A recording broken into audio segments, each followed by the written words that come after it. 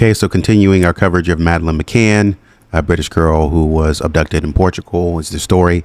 Looks like I'm not sure when this interview happened, but yeah, let's go.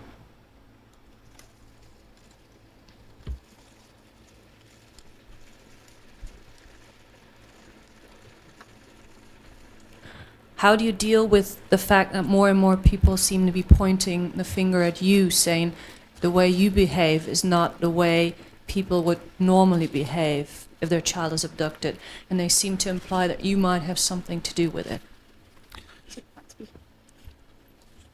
be honest, I don't actually think that is the case. I think that's a very small minority of people that are criticising us. The facts are out there. We were dining very close to the children and we were checking on them very, very regularly. We are very responsible parents and we love our children so much, and I think it's only a very few people that are actually criticising us. That is so apparently. This is interesting that she says this and she comes forward with this kind of bold energy, because for the first two interviews that we looked at, she was sort of hiding behind her husband in a way, sort of leaning into him for protection, is what I said, based on their sort of body language. Her shoulder was inside of his shoulder, and the way they're doing their hands right now, if you were paying attention before, her hand is inside of his hand. It's still the same, and so she's kind of leaning on him for protection, but I think there's a gradual process to where she gains the strength, and they've talked about that since the first interview. Over time, as they continue to rationalize this and think through this. And I think a lot of that rationalization comes through him, because she has that emotional component. In the first interview, she was holding her daughter's stuffed animal. The second interview at the very end, she almost broke down and cried, which I think is very consistent with parents, a legitimate cry, which is consistent with parents losing someone, especially like a child. Which is probably one of the hardest things that you can do.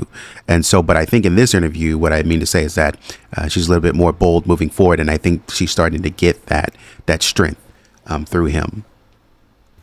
I have never heard before that anyone considers us suspects in this.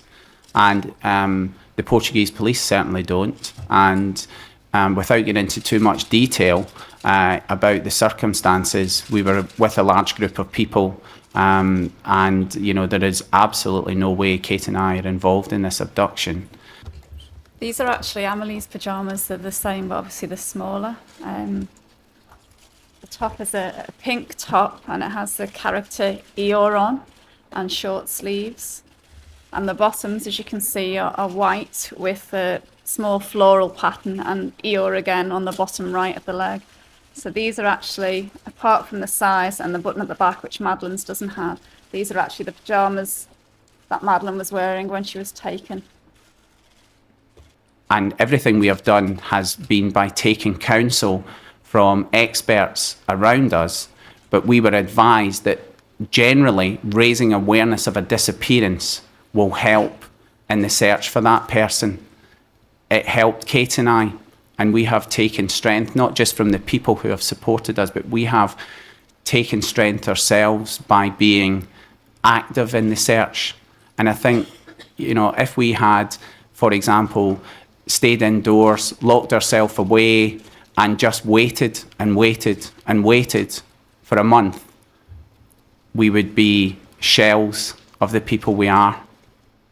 So his energy is a little bit stronger too. It seems like they're getting more aligned and more on the same page in how they're presenting themselves to the public in this. And so he's a little bit more bold. That first answer that he gave, he shot out of a cannon with that answer. We had absolutely nothing to do with it. And it was the inflection and the tone was very strong, very assertive, and very certain. We had nothing to do with it. I have no problem answering questions. But again, retreating into what we have taken counsel, and there are certain things that we can't talk about in terms of the investigation, which cops tell you all the time. Don't talk about certain things. We want to keep certain things private so that we know for sure when somebody comes forward that this is somebody who legitimately knows something about the case. So continue to do all the things that they should be doing, staying aligned with the agencies, taking counsel from the agencies and their legal team, trying to get the word out there.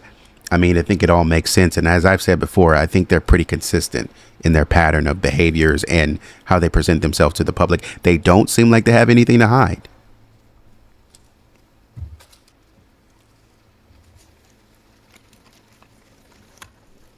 Well, dang. Dang. That's it.